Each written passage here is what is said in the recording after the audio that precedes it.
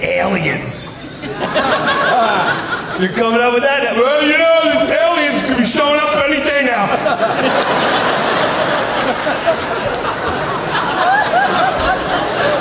Nobody flinched. Nobody flinched. They shot down UFOs. If this was 15 years ago, we would think it's independence Day. Look at the rear, they shot down a UFO. Let's build a bunker. What do? We'd be freaking out. They went on TV and said, we shot down UFOs.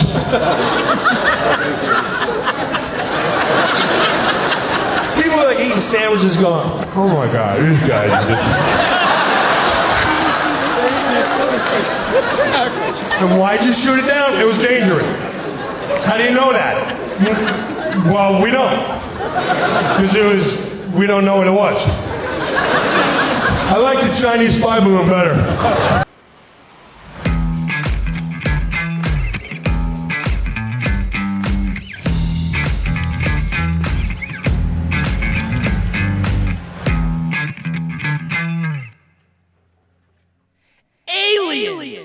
Hey, what's going on, everybody, and thanks for joining us again. Today, we're going extraterrestrial. But are we? I don't know what to believe anymore. For how many years we've been screaming that there are UFOs, aliens are real, and every person that's had a sighting or an experience has been written off as crazy. They've been, tossed away in the loony bin and pumped full of chemicals, and then just magically, like a page was turned, the government just goes, UFOs are real, and they're everywhere. So now we're left questioning, we don't know what to believe. So the problem I need a solution to is twofold. One, what's the solution to UFOs if they're real and floating around and they're unidentified and we are at the mercy of their whim?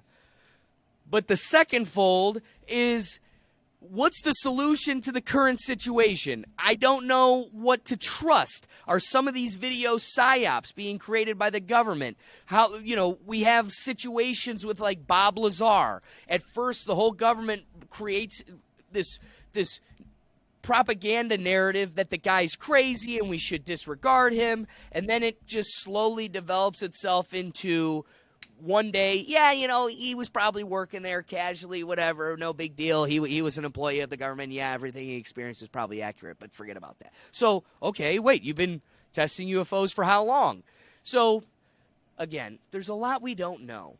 But the two-part problem I have, and just kind of flushing out our problems, my problems I need a solution to is what are we doing when we're confronted with UFOs? And secondly, how do I know if I could trust it? Because I don't trust the government. John, what do you see with the problem as we present it here? The problem is, honestly, for the last 100 years plus, you're a conspiracy theorist, you're a crazy person if you even mention aliens and the possibility of other worldly beings. But all of a sudden, the mainstream media, MSM, is saying, there's a mothership. We're shooting them out of the sky. We don't know what these UFOs are. I'm like, really? Right now? Why of all the times that you've been saying, just pushing it off to the side, not even acknowledging the subject, now you're pushing it forward. So the problem is why now? What's going on? And I don't trust it. Again, kind of like the last episode, what I really like about this is the problem doesn't need much flushing out. We can go right into our solutions. John, you ready? I'm ready. Let's hit it.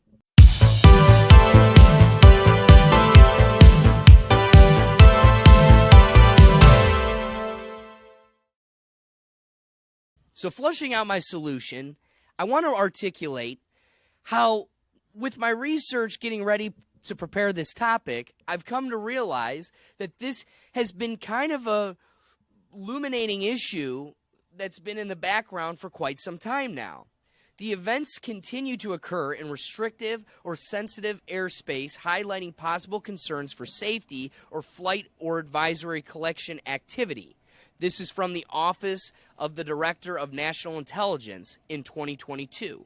The classified version of this report from the National Intelligence Agency the classified version of this report addresses how many of those objects were found near locations where nuclear power plants operate or nuclear weapons are stored.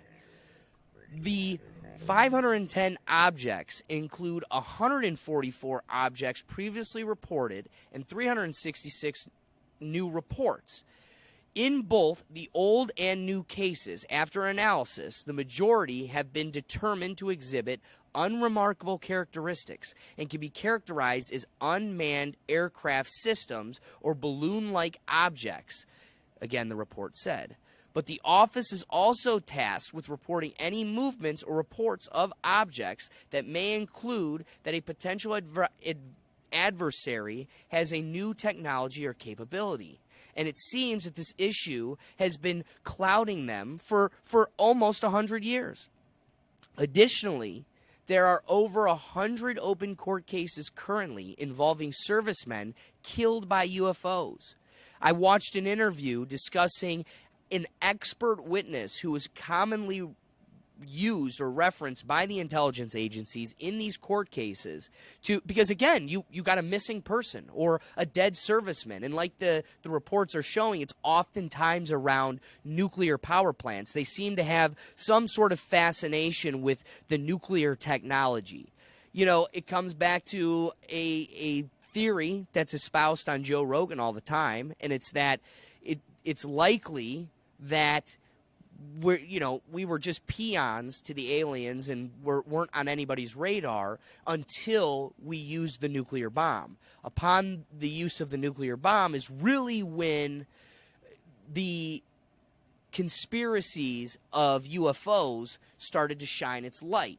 And so the theory is that maybe there are extraterrestrial watchers or observers that were triggered by the use of nuclear power, and they're either here to prevent us from just eradicating ourselves or probably developing that power, that technology for evil. So we're in this type of situation where we don't really know who they are or what they're here for, but there does seem to be a central theme that they revolve around.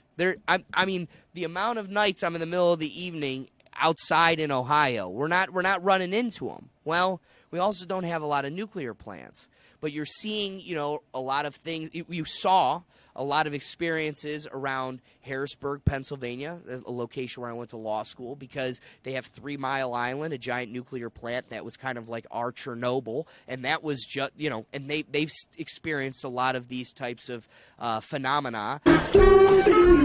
But again, alongside of that, you've got weird ones where TikToks and videos are filming a giant, like John said, mothership, and it's floating outside of a Las Vegas hotel. Okay.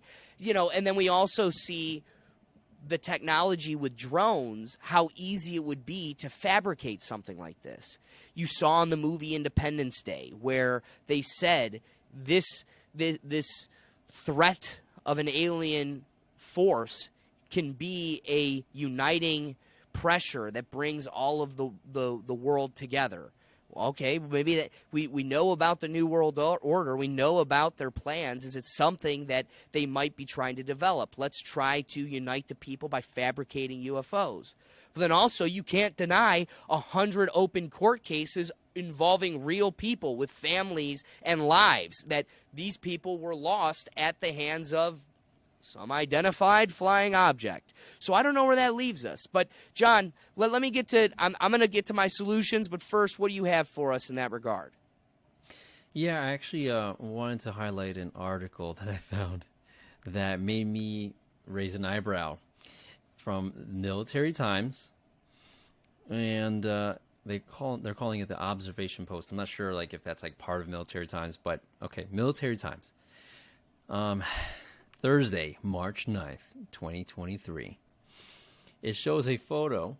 It's of a UFO hovering over the Pentagon. Now it's photoshopped. It's obvious that it's not. It's just for illustration. And the title is Pentagon UFO Chief Says Alien Mothership in Our Solar System Possible. Just kind of pause for that.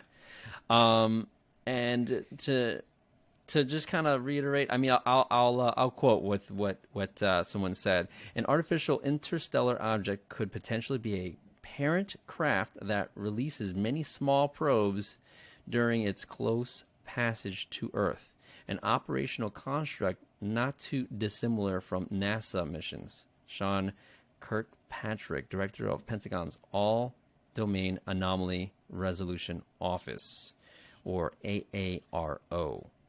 And it just goes into now talking about something that was found a couple years ago, and I hope I'm not butchering the name of this, but there is if anybody remembers, there's an object that was just that came out of our solar system. They think it came outside of our galaxy, called Aumwa, right?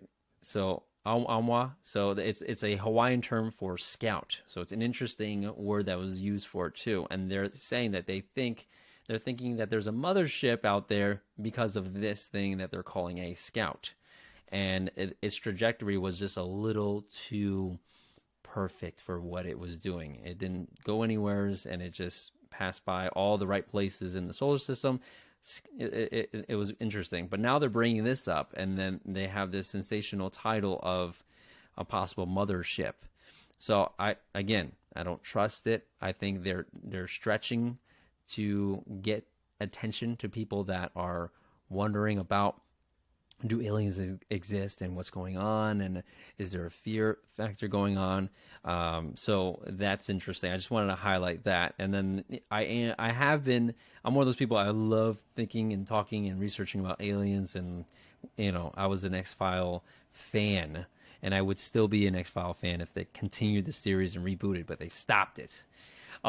So, I mean, I'm not sure if there's anything else you wanted me to get into, but I wanted to highlight that. There are people that have their idea of what's going on, but that could be more closer to solutions. So, go ahead, my friend. No, I appreciate that. So, just addressing this is the last bit for me. My solutions are this. Again, two problems, two approaches to the solution. First off, what's the solution to actually being confronted by a UFO or an alien? Trust me, when I was in college, that was my favorite thought experiment question.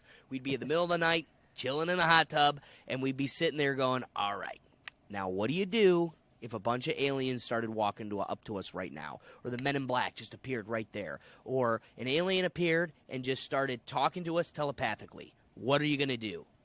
There's only one answer to that. There literally is only one answer, and that is nothing. You're going to do whatever he wants you to do. That thing, you are at the mercy of that thing because it's clearly superior than us. Your bullets are not going to do anything. Your blade is not going to do anything. If you're lucky, it might be like the Wicked Witch of the West, and if you splash it with chlorine water, it dies. But likely than not, you're screwed. So just kind of be kind. Do one of these and hope for the best. Otherwise, you're at the mercy of whatever this thing is doing. We're kind of, what's the word I want to look for? We're kind of disarmed in this situation. We don't have a lot of options in regards to an object whose technology is significantly superior than us. Try to catch a picture of it. They've been doing it for 100 years.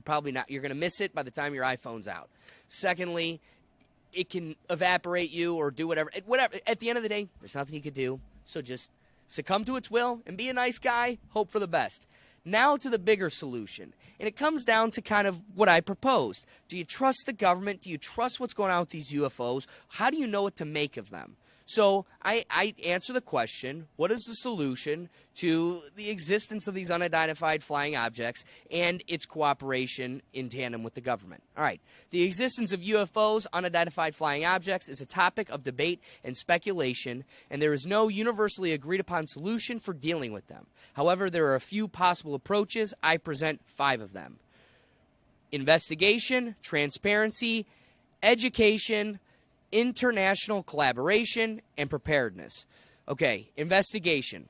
Governments and organizations can conduct thorough investigations into UFO sightings and collect as much data as possible to determine whether these objects are natural phenomena, human-made technology, or something else entirely. Now, if you don't trust the process of those doing it for you on your behalf, maybe that means you need to take on some of that research yourself. This can involve using advanced technologies such as radar, satellite imagery, and drones to track and study these objects. Now, I bet you're saying, well, how do I'm not going to have exposure to those types of technologies, so I'm going to have to rely on the experts. Well, again, there's also another beautiful piece to this next chapter in our human existence, and that is this interconnectivity of the human hive. And I think while we might not have the technologies of our government overlords, we also have each other. And we got to just keep our ear to the ground, cooperate, and use each other as resources that they choose to ignore. So let's use ourselves as a resource, because they like to neglect that.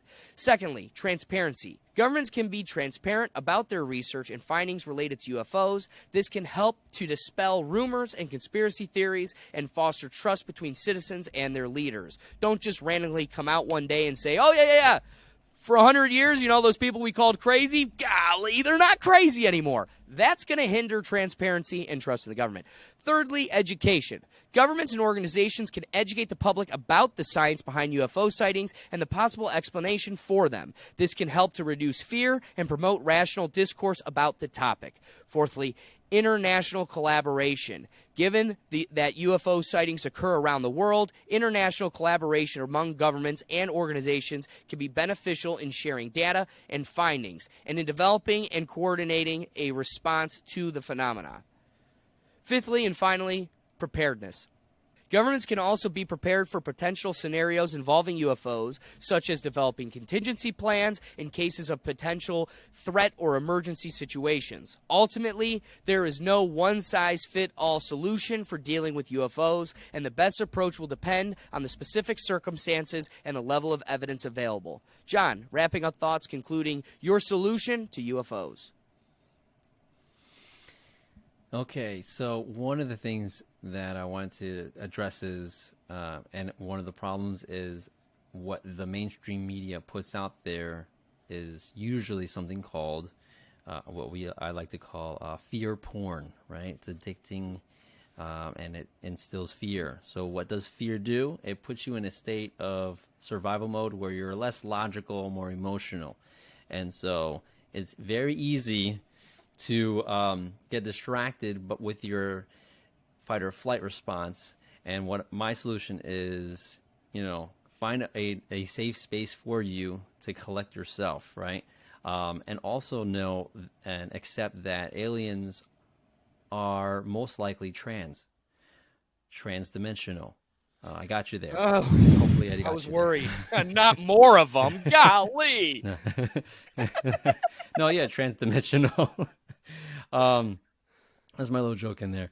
Now, if use your logic, let's just kind of, do you really think we're able to shoot a craft out of the sky with our tech, knowing that that craft came from a different solar system, a different galaxy? It doesn't make sense. If they have better technology than us and they appear and then we just shoot them down like nothing, doesn't add up. You saw Independence Day, and that's a great documentary. I'm kidding, but just use logic. Come on. And then another thing is, one of the biggest thing is build your discernment. How do you build your discernment? Well, one of the things is flex your logic, flex your state of mind where you're in a higher level of conscious, a higher state of just being present, so that you can think and just be more discerning. Another thing is educate yourself, right? Find some people that spend more time than you on this type of subject and listen to what they have to say, right? You don't have to subscribe. You don't have to enroll in just one person. Scatter it out, right? I'll give you two names. Dr. Stephen Greer. Okay, he's been doing this for a long time and researching and interviewing people, and he highlights one thing that aligns with what's going on now and the timing of everything. He believes that this is part of a staged UFO invasion, and if it's coming from mainstream media, they may be setting you up to believe that. And then there's another guy, Corey Good. He's a whistleblower that claims that he used to be part of something called a secret space program, where there's a breakaway civilization of people that have been able to reverse engineer technology since the early 1900s, and we have bases on the moon, the Mars, different moons of our solar system, and different galaxies. So he's coming on the other side of the whistleblower and saying, hey, we have some good guys that are coming from outside of the galaxy, paving and coming back to help the people like us in our solar system that are in this control of a negative group. So if you think about it, there's multiple groups out there that are breakaway civilizations with high technology, and a lot of them are humans, and we kind of shake hands with other beings and stuff, which is a hard pill to swallow if this is the first time for you. But it's interesting because I can be more calm knowing and hearing about these different scenarios. So my ears and my eyes are more open to just, okay, so if this guy said that, then does it add up? If this guy said this, does it add up? I mean, if I didn't know about these guys, I would have been like super excited that a mothership popped up out of nowhere on TV. I'm like, it's happening. It's happening. It's called disclosure. But I think what's going on is limited disclosure, right? Not full-on disclosure. So those are the things that I would like to share with everybody. Do not trust the mainstream media, unfortunately, in my opinion, right? You don't even have to subscribe to that. That's just my opinion. Use your common sense. Build your discernment by educating yourself and learning from other people that spend more time than you. I think that's great. John, one thing that you made me realize that I want to address real quick is that, we might be getting information, but it's most likely limited information. Playing devil's advocate, advocating for the devil, that is the government. I do want to say there's a thing that leaders and policymakers have to consider, and that's that this is where kind of the gray line of the agencies, FBI, CIA, all of them, where kind of like their lack of transparency sometimes is a necessary evil. One of them being, I want to just give one anecdotal story. We're sitting around a fire, we're in college, and there's this girl. She was going to go to law school, similar to me. She was in, political science. She was all into government, very educated girl, and had same aspirations. All of us are sitting around a fire, a group of us, and I go, you guys want to hear something crazy? If you were to have an alien 1 million light years away, and she goes, no, stop. Alex, I can't think about those types of things. It freaks me out. And I go, so-and-so, please, I know you very well. I promise you this isn't something that's going to be scary, that's going to make you feel uncomfortable. It's more of just a really interesting concept or fact. Just let me, and so I reassure her, and I continue telling how if there was an alien 1 million light years away and they had a super telescope that could see Earth, what they would see is dinosaurs roaming the Earth, because the light 1 million light years away would be the light reflecting off of our Earth from 1 million light years ago, or 1 million years ago. It took that light 1 million light years to get to that location. What they would see is dinosaurs on the Earth while we're sitting here chopping it up on a podcast. Now, she goes into a tizzy. I told you I can't think about aliens. She starts crying, and I go, oh my God.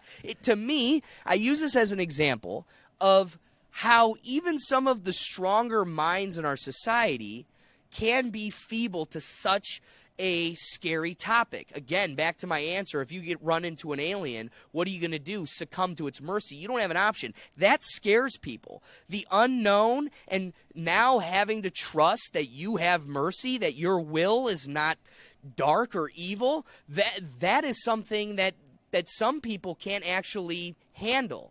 And there's been instances way in the past where, and I'm not going to go into the details because I don't want to cite something and be inaccurate, because I didn't come into this prepared with this. But there were instances where large villages had sightings, apparently, in like Africa. And out of fear, 70% of the villages just killed themselves. Like 70% of the patrons killed themselves out of fear because they don't, aliens, and they just short circuit. Now, again, that's not totally, but now see what they've done. They make funny movies with Seth Rogen. You know, he runs into an alien named Paul, and they live together. And do you guys remember? That was a blast from the past. But what do? They use media. They use, me and you know, the Hollywood, the wood of the holly tree. They've been casting their spells and dropping their hints and manipulating us through media for a long, long time. I think part of the situation is we can't give you the whole story because some of you are weak, mentally weak. And if we were to give you the facts, it would break you. So we need to slowly take you there, breadcrumb you through. Okay, we're going to lead the horse to water of like, all right, aliens are not too scary, to the point where once it's finally real, at least the majority of people can live with it comfortably, or at least not like the situation, but live with it. So I think that's part of the other problem we have to deal with is that, yes, strong-minded people like you, myself, or the rethinkers that listen to this show, yeah, I'm sure they can handle it. But we do need to recognize that as a policymaker, you need to take that on balance with what is going to occur with the majority of cases. And in the devil's advocate, in their defense, I imagine that's part of the major consideration is how much of this can they truly handle. And we're learning we can slowly handle more, that it's been more socialized, but also we ain't there yet. So final 2 cents. But guys, if we made you laugh, if we made you think, if we're going trans-dimensional with you, the best thing you could do to support this episode is share that link. Take that link, text it to your friend, post it on your Facebook. Free content every Thursday, making you laugh, making you think. The best you could do is share this episode. Otherwise, you can catch all of our content at our website at www.rethinktankpodcast.com. Hey, don't miss it every Thursday, so subscribe. Dangle that notification bell so that way you don't miss it. We'll catch you every time. Otherwise, you can catch me across the social medias at Grgat57, Grgat. And John, where can they find you? My website is newagehuman.com, and the social media that I hang out at most is Instagram. So at Jon Astacio, Jonastacio. Awesome. Guys, otherwise, we'll catch you on the next episode. Peace.